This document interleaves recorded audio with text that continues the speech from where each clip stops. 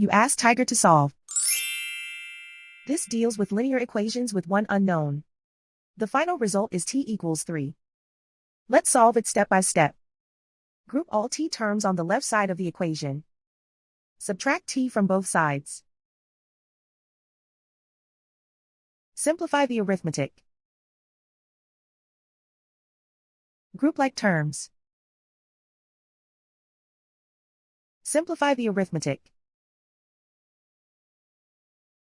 Isolate the t. Divide both sides by 4.